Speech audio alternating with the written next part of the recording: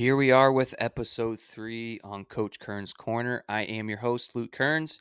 Thanks for watching. Thanks for tuning in.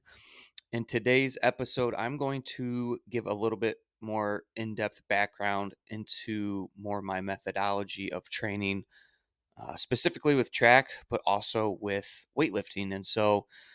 Like I mentioned in the previous episode, I had an internship down in Charlotte, North Carolina, at a small private sports performance facility called Architect Sports.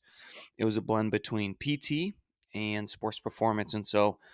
Really great opportunity to learn how the two kind of mesh and how we can get athletes to return to play as quick as we can and also keep them healthy. But also, um, smaller group training was something that I had never done before personally. And then going into it coaching wise, it was a great experience because, again, smaller groups, you're able to get to know the athletes really well. You're able to figure out how you can coach each individual a little bit differently to try to bring out the best in them. And so it was a great time down there. Learned a lot with the guys that I was working with. Um, and while I was down there, within the first couple months of graduating college, I ended up getting my CSCS certification through the NSCA. I know that sounds like a lot of letters kind of pushed together, but um, really all it was a certified strength and conditioning specialist. And what I thought I wanted to do was go to the collegiate level and be a football strength and conditioning coach. Um, got that, and then shortly after that, I ended up getting my USAW level 1, which was the Olympic weightlifting certification, and so was certified in teaching the Olympic lifts as well. And again, those courses were great. Learned a lot, and I started implementing what I learned through studying and the courses into my training as well. And I would say to start with weightlifting, I was very cookie cutter and very by the book as far as different periodization and kind of the weeks on where you spend your time and what you're trying to really dial into, whether it be a hypertrophy phase, a strength phase, or a power phase. And so I was really kind of dialed into those three specifics. And then when I was at Marvin Ridge coaching track, I stumbled upon Cal Dietz in triphasic training. And let me tell you, when I bought that book, I don't think I put it down the first week, and I got through that thing so fast. I was learning so much. All that new information was so exciting for me to learn, and I really wanted to start implementing it myself first just to see um, how I responded to it because at that point I was 23, 24 years old. So I was still young. I was coming off of college, was still active with a lot of different sports and just really kind of trying to push myself because I don't think I personally hit my peak of athleticism until the 24, 25 range. And so I was really pushing my own training and wanted to see how I responded to it. And so I liked how I responded to it just from of an overall athletic development, but specifically with my speed. And so that summer after my first year training at Marvin Ridge with those 10 to 12 kids, I implemented a lot of the triphasic training with them. Um, again, saw amazing results right away. And again, kids that are young that have training experience, but not really are exposed to this type of training, they really adhered well to it right away. And so it was awesome to see. And at first that was kind of like what I stuck to for a while was just kind of going through the different phases. And essentially, all triphasic training is you just break up the different muscle actions and train each muscle action separately for a certain amount of time. And so, within some of the workouts, though, was French contrast training, which I had never heard of.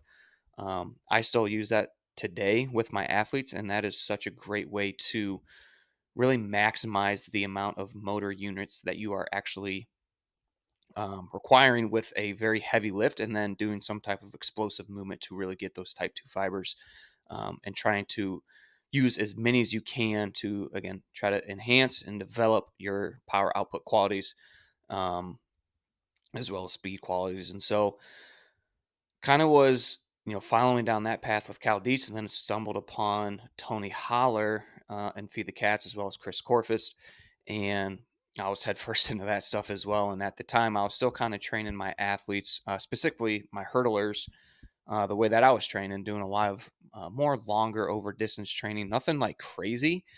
Um, but when I stumbled upon Tony Holler and more of the Feed the Cat system of really high intense sprinting over a shorter amount of time with full rest, that just made sense to me because anytime a sprinter gets on the line, they are trying to push their speed as fast as they can. And that's what sprinting is. So it just made sense to me. Why not practice that way as opposed to maybe doing a little bit more submaximal efforts in practice and really trying to push that speed limit as high as you can.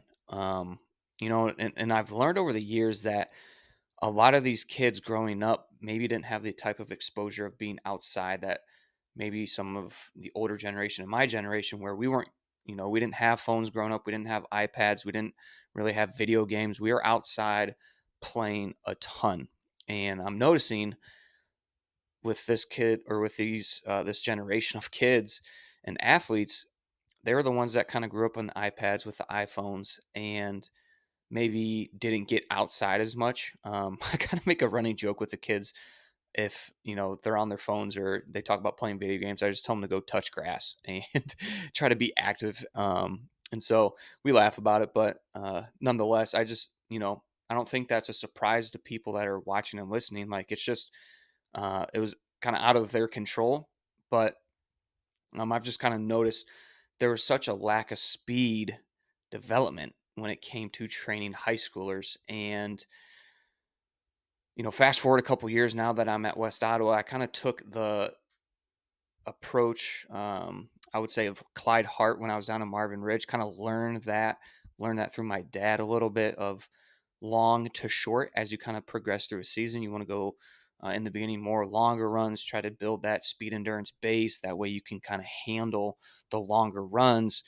And there's science to it. There's science that shows that, if you have more of a slower tempo day and interval training day, you actually increase the ability of the muscle to recover and inside the cell and the mitochondria just to recover a little bit quicker because your aerobic base is higher. And so that makes sense to me, but there's also studies that show doing maximal speed training actually helps build your aerobic base as well.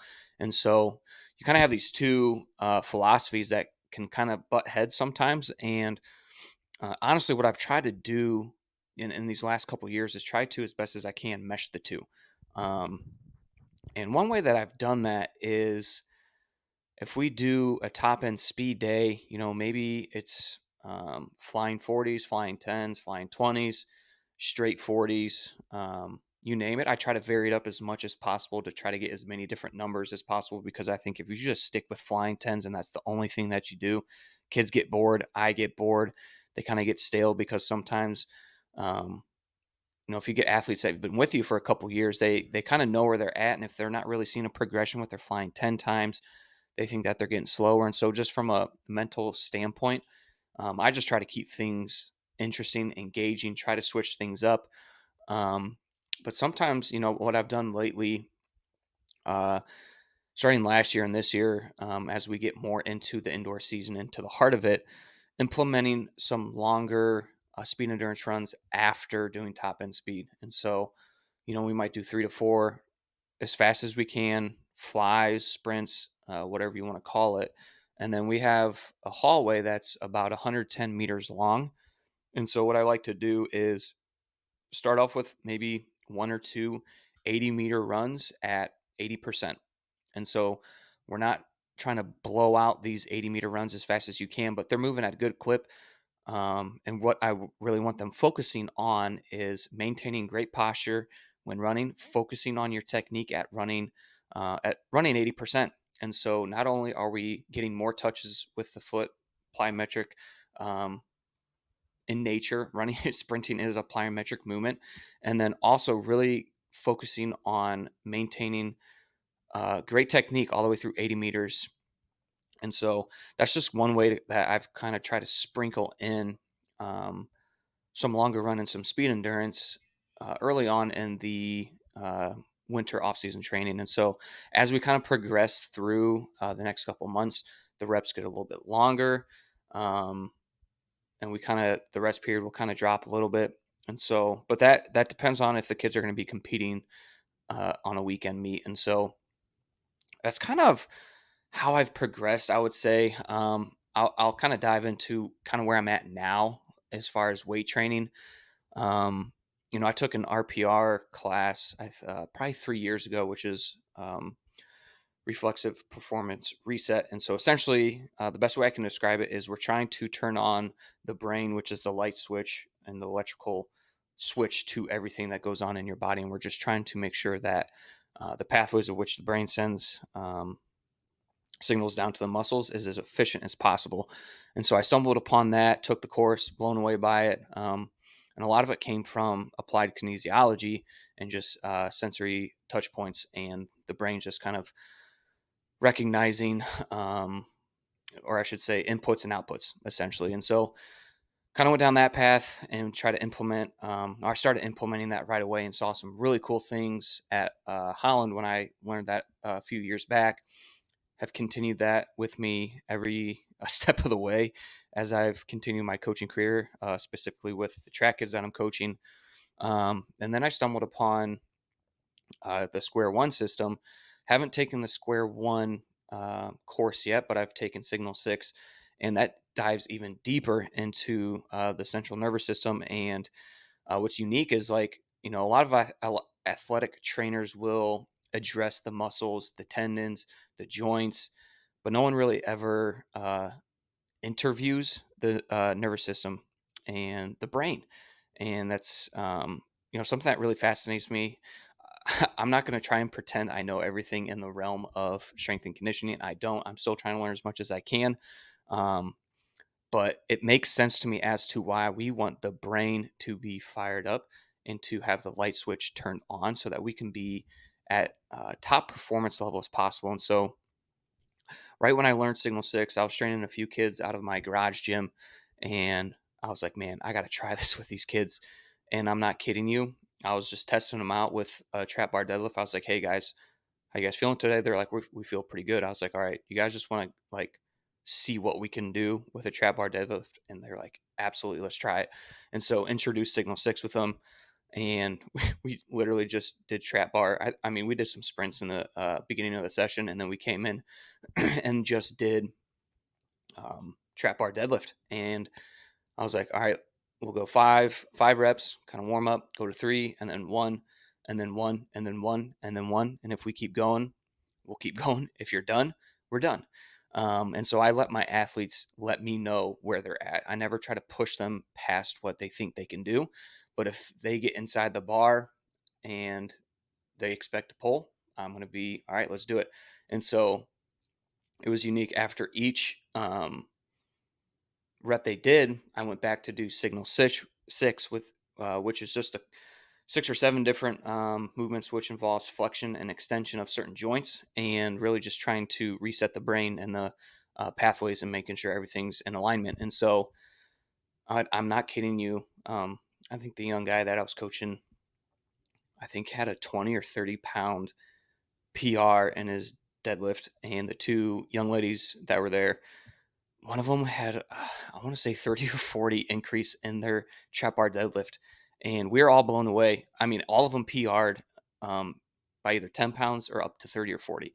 And it was just amazing. And so I've really carried that with me even till today. And I'm trying to learn as much as I can within the realm of the central nervous system and how that controls everything, and some of the limiting factors that might be causing some muscle problems that might actually be a neurological issue that can be fixed. And so I don't know everything, like I said, trying to learn as much as I can. Um, but usually I'll start practice off with RPR, Signal Six, and then some ISOs.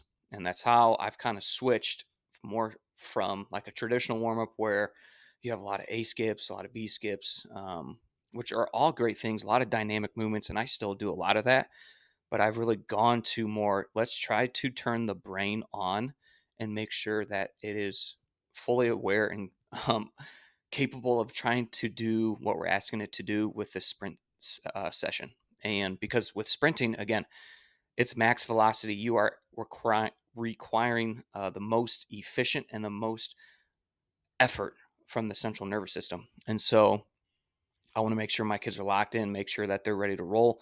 And we do a lot of explosive movements beforehand, just, to ensure that these guys are rocking and rolling before we hit the hallways to sprint. And so it's kind of where I'm at now. And I'll kind of share like what a week looks like right now. So Mondays, what I was doing was after a weekend off, Mondays, come in and do more of a top end speed day, just because if we didn't have a meet, they had Saturday and Friday off to rest, come back Monday. They should be recovered and fully ready to rock and roll. So I did that for a couple weeks and then just kind of noticed kids were kind of flat. And part of it, I think, was because of the time off, your body kind of goes into a little bit of a lull mode. And so what I did was I recently have switched Mondays to acceleration days and have found quite a bit of a difference with that, just because I think going from Monday and then I go to the school Mondays and Thursdays are more of our top end speed day. And I think just allowing them to get kind of back into the mode of training for the week and then coming back Thursday to where I give them Wednesday off. Tuesdays are more of either active recovery days or a lot of just power explosive movements that are only going to enhance their ability to sprint faster. And so Monday's acceleration day, Tuesdays are X factor days, whatever you want to call it. I like to think of it more as sprinter enhancement days. And then we lift on Tuesdays, Wednesdays are off, Thursdays we sprint and then go into the weight room. And then Fridays are our sprinter enhancement days as well. And so, Monday we're usually doing some type of push with a sled, a pull with a sled, pull with a band, a lot of acceleration mechanics, and then also really hammering down some block starts. So we have about 5 or 6 blocks up around our track. We can't spike up, which is kind of a bummer. So we're in flats, but nonetheless, it's great opportunity for these kids to learn how to properly get into the blocks, how to set them up, and kind of break things down, and try to go from a slow to fast approach as well, so that they can understand what I'm trying to get them to do with certain positions of the block start. And so, um, we probably spend between 45 minutes to an hour within that session. I let them go home and then come back on Tuesdays. This is where I kind of give the upperclassmen an opportunity to be leaders of the workout and help them kind of develop some leadership skills. And so they take them through, take their teammates through a 30 to 45-minute workout, and then after that they'll go in the weight room. And so I try to match the weight room with what we're doing as far as what I'm looking to get out of Monday's workout. So if we're doing more acceleration work, I'm going to do more trap bar deadlifts, seated box jumps, things that require basically um, no movement, no eccentric motion, and going straight into overcoming inertia as fast as possible. And I try to match the two. And so anything that involves really no eccentric motion with a lift, specifically on the lower body, I try to do as best as I can to match that. It just makes sense to me. And sometimes I'll even have a starter call in the weight room and I'll say set. And then on a clap, I have kids try to explode the bar up as quick as they can, just so we can reinforce reaction times off of a noise. And so they can just, be able to understand in their brain, once I hear movement, I just got to move as fast as I can. And same thing with a seated box jump. I try to pair up, kids that are jumping with boxes and doing a lift all on the same call. So everybody's trying to do something at the same time. So you're just trying to maximize the numbers in the weight room, as well as, trying to get kids through as quick as we can, because we have about 45 minutes in the weight room to get done what we need to get done. And so that's kind of what Monday, Tuesday looks like. Again, Wednesday, give them the day off, and then come back Thursday, do top end speed stuff. So we'll do a lot of mechanic work in our drilling before we actually go into sprinting. And I forget what episode it was on, but it was on Joel Smith's Just Fly podcast. Great podcast for anybody who's interested in learning more just about sports performance in general, but it is geared towards speed for sure. But there's a gentleman on there that was talking about speed gate golf, and it was super interesting to me because he essentially took, I think it was a rugby team, I could be wrong, but he took a rugby team and just really worked on mechanics for a while and um, slowed things down to start. And essentially, he would set up a gate and he would give his athletes a time to hit when they ran through the gate. But through the gate, they really had to work on their top end speed mechanics. And so I forget what the length of time was, but over the period of time, they increased the times that they were trying to hit. And then at the end, I think he did some flying, like a before and after with some fly times, and all of the guys got faster from the kind of the slow to fast approach. And it's unique because when athletes, especially more so field athletes or court athletes who maybe don't know or have an understanding of mechanics when it comes to sprinting, they learn at the slower speed a lot more efficiently and a lot better before, hey, let's try to get you going as fast as you can, but you also need to work on trying to get up in a good posture in the front side, and then also you need to have a really good heel recovery on your backside. Like, athletes will not process that because they're going so fast and they just don't have time to think about or even feel the positions of being an effective sprinter. And so what I've done is sometimes I'll do a Speedgate golf session with my athletes, and I did this on Thursday, I believe it was, and it's really cool. It's really cool because I'll go 2 times through with a certain time, and then each one I'll progressively get faster, and then at the end we'll do 2 or 3 flying tens and just see where they're at. And typically, what happens is a lot of the kids will hit PRs, and I think partially because we're reinforcing great technique, you're also having kind of a cadence buildup with your speed as you get through the session. And so every 2 runs, you're running a little bit faster. And so I think we ended up doing 6 to 8 different speed gate golf um, times. And then I said, hey, on these last couple, let's rip it. And so kids are flying. There's a lot of kids that set PRs for their flying tens, which is great. Um, and then what we'll do in the weight room is, again, we're going to try to work on small ground contact time. So we'll do, bench hurdle hops. We'll do hurdle hops. We'll do step off bench box jumps. We'll do single leg quarter squats with the racks or with the pin squats. We'll do some drop quarter squat catches. You name it. We're going to try to mimic excuse me, we're going to try to mimic sprinting as best as we can in the weight room and try to hit the same qualities that sprinting requires. And so that's kind of what the week looks like. And then Friday again, sprinter enhancement. So ISO holds, uh, med ball throws, maybe some starts again. Anything that really involves high quality, intense movement, but adequate rest to where kids are not getting tired. And so I would say that's kind of where my weeks are right now. Kind of my philosophy. Again, I'm trying to have a blend between understanding.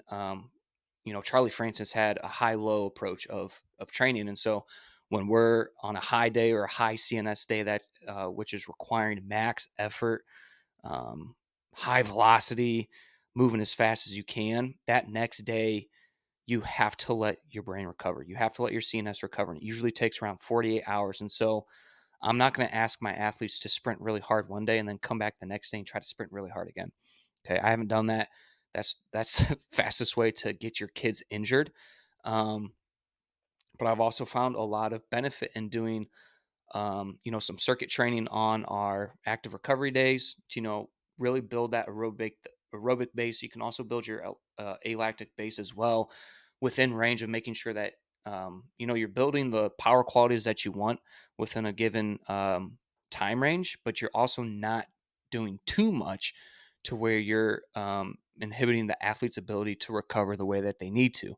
And so definitely on Wednesdays, our recovery days, those are great days for my athletes. I just tell them go home, take a nap, get as much sleep as you can, because they know Thursdays are our day that we just need to be on point. And so, um, again, as a high school coach, you can't control every single situation. You can't control schoolwork.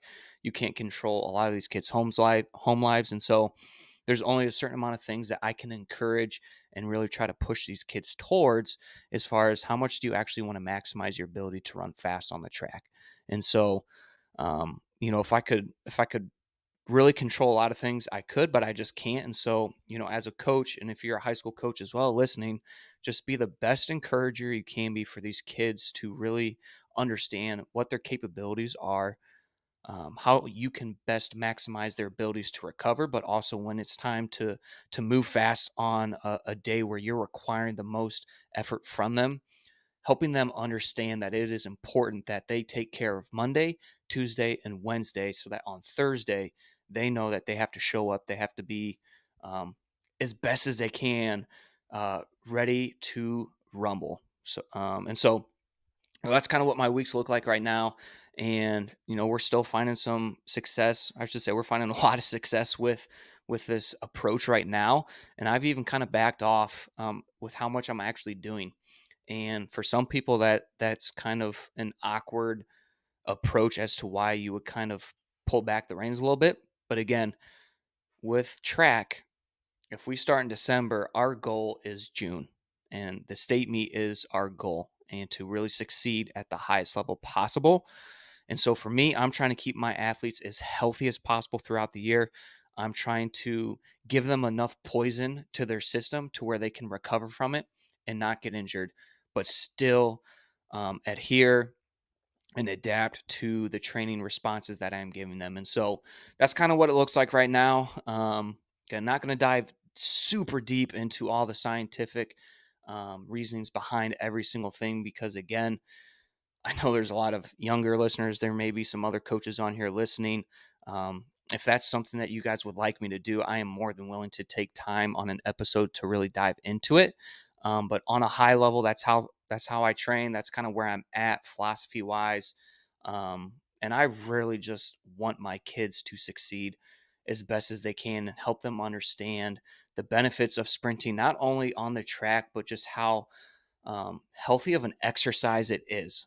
And for them to really want to continue, sprinting even after high school, maybe compete in college. And if you don't compete in college, just understanding the benefits of sprinting in general and how good it is for your brain, how good it is for your health. Um, myself, I'm still trying to sprint 1 to 2 times a week.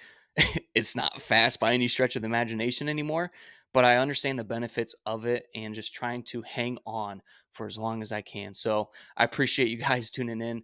Thanks for watching episode 3, and we will catch you guys on the next episode.